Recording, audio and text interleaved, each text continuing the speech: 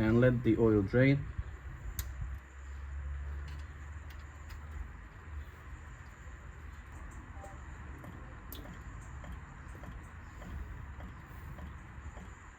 You can unscrew the fill plug so that it will drain faster.